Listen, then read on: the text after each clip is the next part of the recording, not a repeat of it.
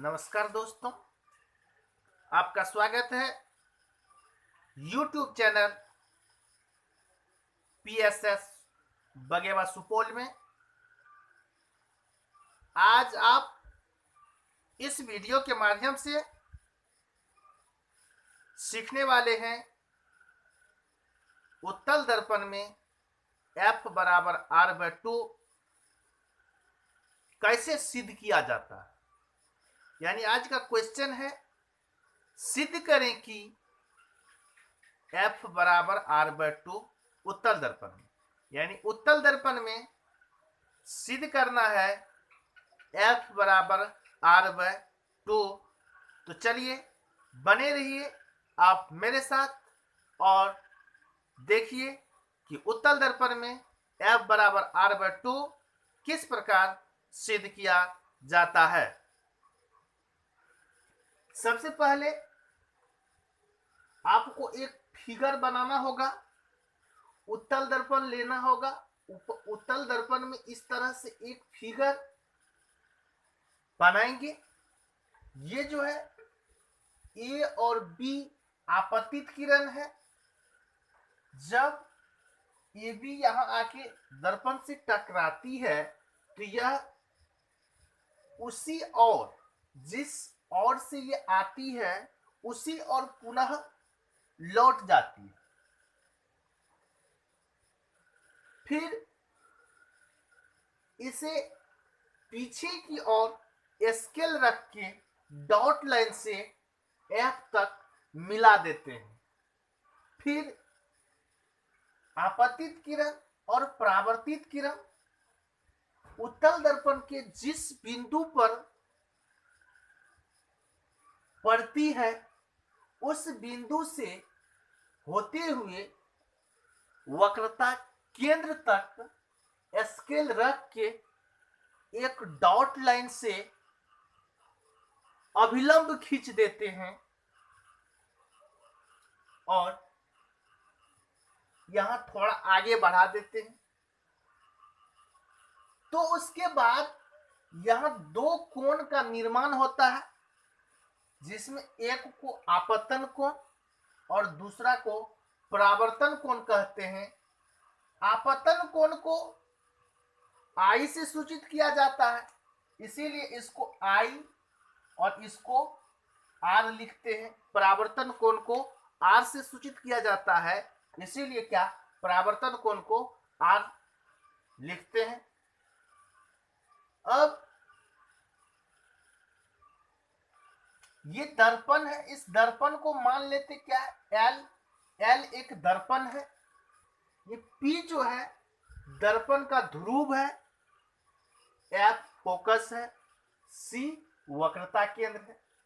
ये परावर्तित किरण जो है ये BD है, BD परावर्तित किरण है, AB आपतित किरण है। तो माना कि L एक उत्तल दर्पण है, उत्तल दर्पण है जिसका ध्रुव बराबर P। ध्रुव जो है P है, जिसका ध्रुव क्या है P है। फोकस F, फोकस बराबर F, वक्रता केंद्र C, वक्रता केंद्र C है। यानी माना कि L एक उत्तल दर्पण है जिसका ध्रुव P, जिसका ध्रुव P, फोकस F, वक्रता केंद्र C है। माना कि L एक उत्तल दर्पण है जिसका ध्रुव P, फोकस F, वक्रता केंद्र C है। AB आपतित किरण, यानी आपतित किरण बराबर AB,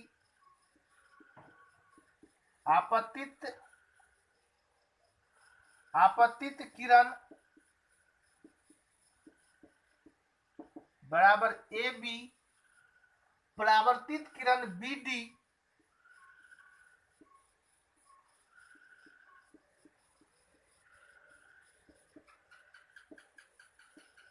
परावर्तित किरण बी डी और अभिलंब जो है बीसी है। अभिलंब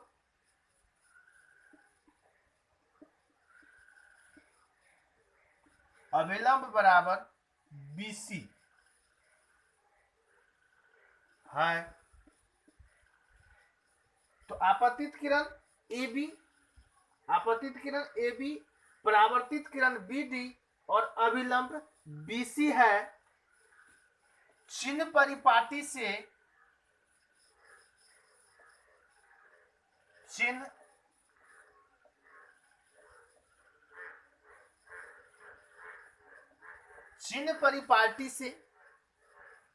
परिपाटी से उत्तल दर्पण है। उत्तल दर्पण का जो है ये फोकस जो होता है ऋणात्मक होता है, इसीलिए उत्तल दर्पण का फोकस ऋणात्मक नहीं सॉरी धनात्मक होता है। क्या होता है? धनात्मक होता है। पी एफ बराबर एफ हो जाएगा, प्लस एफ होगा। प्लस एफ इसलिए होगा क्योंकि आपतित किरण के दिशा में मापी गई दूरी धनात्मक होता है और आपतित किरण के विपरीत दिशा में मापी गई दूरी ऋणात्मक होती है। तो यहां से P ये ध्रुव है, ध्रुव से अगर इधर नापते तो क्या हो जाता? ऋणात्मक हो जाता। यानी आपतित किरण इधर से आ रही है और हम नाप भी इधर रहे हैं तो धनात्मक होगा। यदि आपतित किरण के विपरीत दिशा में मापते तो क्या हो जाता? ऋणात्मक हो जाता। तो यहाँ क्या हो जाएगा? पी एफ बराबर प्लस एफ हो जाएगा और पीसी बराबर प्लस आर हो जाएगा। तो चिन्ह परिपाटी से पी एफ बराबर क्या हो गया? एफ और पीसी बराबर आर हो गया। उसके बाद ए बी जो है पीसी के समांतर है, तो लिखेंगे ए बी समांतर पीसी है। यानी ए बी और पीसी समांतर है और सीबी इनसे मिलती है। सीबी यानी बीसी इनसे मिलती है, बीसी इनसे मिलती है, बीसी इनसे मिलती है। तो जब दो रेखा समांतर हो, कोई तिर्यक रेखा प्रतिच्छेद करती हो तो एकांतर कोण क्या होते हैं?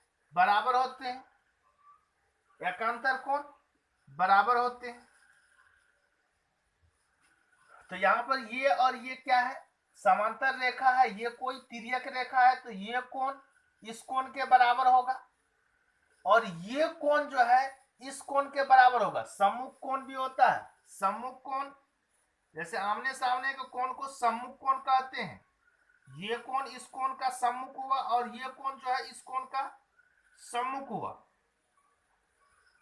और ये कोण इस कोण का सम्मुख होता है। सम्मुख कोण इस प्रकार से भी बनता है। यदि दो रेखा हो तो इसका सम्मुख कोण ये और इसका सम्मुख कोण ये होगा। यदि तीन रेखा हो तो इसका सम्मुख ये, इसका सम्मुख ये और इसका सम्मुख ये होगा। तो यहां पर भी तीन रेखा है, तो तीन रेखा है तो इसका सम्मुख कोण कौन सा कोण हो जाएगा? ये आर है तो ये भी क्या हो जाएगा? आर। और ये कोण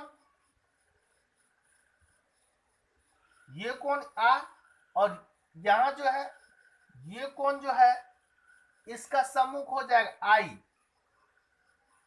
तो अब ये कोण क्या हो गया? आई हो गया, ये आर हो गया। इसमें अब ये दोनों क्या है? समांतर रेखा है, ये कोई तिर्यक रेखा है तो एकांतर कोण क्या होते हैं? बराबर होते हैं। इसीलिए ये कोण और ये कोण क्या हो जाएगा? एकांतर कोण हो जाएगा। ये और ये समांतर, ये तिर्यक रेखा तो ये और ये क्या हो जाएगा? एकांतर कोण हो जाएगा। एकांतर कोण बराबर होते हैं, इसीलिए ये कोण अगर आई है तो ये भी कोण क्या हो जाएगा? आई हो जाएगा। तो यहां पर ए बी समांतर है पीसी, ए बी समांतर पीसी है, बीसी इनसे मिलती है, इसीलिए क्या हो जाएगा, आई बराबर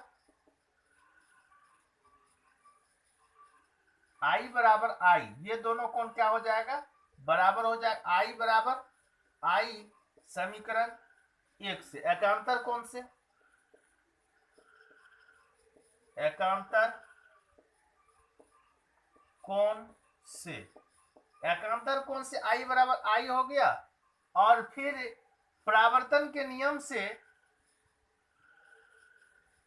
आई बराबर क्या हो जाएगा, आर हो जाएगा समीकरण 2। जैसे परावर्तन, ये परावर्तन के नियम से ये आई बराबर आर, यहां से क्या हो जाएगा, जब आपतन कोण और परावर्तन कोण क्या होते हैं, बराबर होते हैं, इसीलिए आई बराबर आर। तो जब आई और आर बराबर है तो ये आर और ये आई क्या हो जाएगा, बराबर होगा। तो आई बराबर क्या हो गया, आर समीकरण 2 परावर्तन के नियम से, परावर्तन के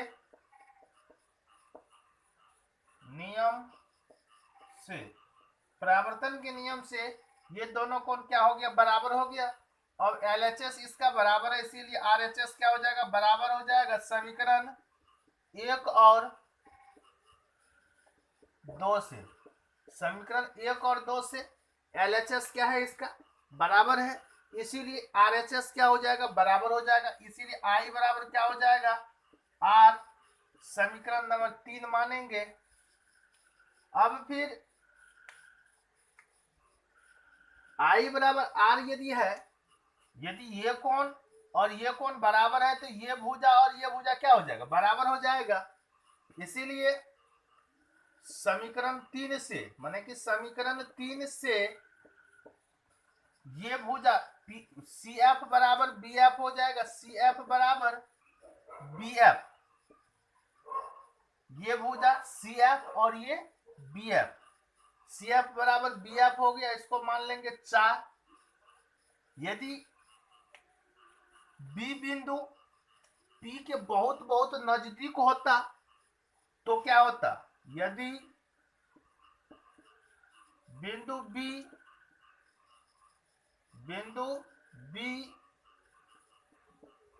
P के बहुत बहुत नजदीक होता, तो यदि बिंदु B P के बहुत बहुत नजदीक होता, बहुत करीब होता, तो लगभग में यदि ये यहां पर होता तो BF PF के बराबर होता, लगभग में क्या होता, बराबर होता, इसीलिए क्या हो जाएगा यहाँ पर BF बराबर PF, BF बराबर PF समीकरण 5। कैसे होता ये बराबर, BF बराबर PF कब होगा, जब ये बिंदु यहाँ P के नजदीक में होता, तो करीब करीब जो है बराबर हो जाता BF के, ये जो BF है PF के बराबर हो जाता, ये दोनों लगभग में बराबर हो जाता। तो चलिए BF बराबर PF, अब फिर जो है लिखना है आपको, चलिए इस साइड में नहीं, इस साइड में लिखते हैं।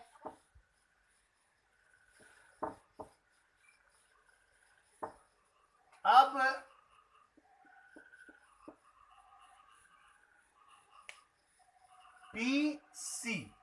P और C को हम लिख सकते हैं PF प्लस CF, PC को हम लिख सकते हैं PF प्लस CF। अब फिर PC बराबर PF प्लस CF, ये जो CF है तो CF के बदले में क्या लिख सकते हैं हम, इसको BC लिख, CF के बदले में सॉरी यहाँ पर जो है बी एफ, यहाँ पे सी एफ बराबर बी एफ होगा, बी सी नहीं होगा। यहाँ पे क्या हो जाएगा, बी एफ होगा, बी सी गलत था। ये सी एफ बराबर क्या हो जाएगा, बी एफ होगा, क्योंकि ये सी एफ इसके बराबर है, बी सी के बराबर नहीं है। सी एफ बराबर बी एफ है, सी एफ बराबर बी एफ। यहाँ सी एफ के बदले में क्या आ जाएगा, इस सी एफ के बदले में क्या आएगा, बी एफ आएगा, क्योंकि सी एफ बराबर बी एफ है, इसीलिए यानी कि समीकरण यहाँ किससे आ गया, समीकरण 4 से ये हुआ है, सी एफ बी एफ आया है। उसके बाद पी सी बराबर P F plus B F के बराबर कौन है, पी एफ है। बी एफ के बदले हम अब क्या आ जाएगा, पी एफ आएगा। ये किस समीकरण से आया है, तो समीकरण 5 से ये आया है। तो पीसी बराबर क्या हो गया, P F plus P F हो गया। तो पीसी बराबर हम इसको लिख सकते हैं 2 पी एफ। अब पीसी का वैल्यू यहाँ पर दिया हुआ है, पीसी का वैल्यू कितना है, आर है। तो इसके बदले में यहाँ पर आर लिख देंगे, प्लस आर है, तो प्लस को छोड़ देना है, यहाँ पर प्लस नहीं लिखना है। आर बराबर 2 गुना पी एफ, पी एफ का वैल्यू यहाँ पर कितना दिया हुआ है, एफ दिया हुआ है, तो चलिए एफ लिखते हैं। तो आर बराबर क्या हो जाएगा, इसमें अगर गुना कर देंगे इसको तो 2f हो जाएगा। अब इसको हम क्या लिख सकते हैं, ये अगर 2 इधर आएगा तो f बराबर क्या हो जाएगा, r/2। यही साबित करना था, यही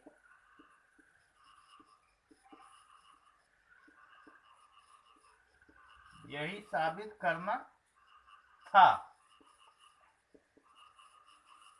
यानी यही सिद्ध करना था। तो आप जान गए होंगे। तो इस तरह से F बराबर r/2 उत्तल दर्पण में सिद्ध किया जाता है।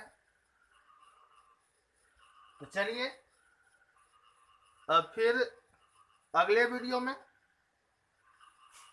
हम मिलेंगे आप लोगों से। तब तक के लिए जय हिंद, जय भारत।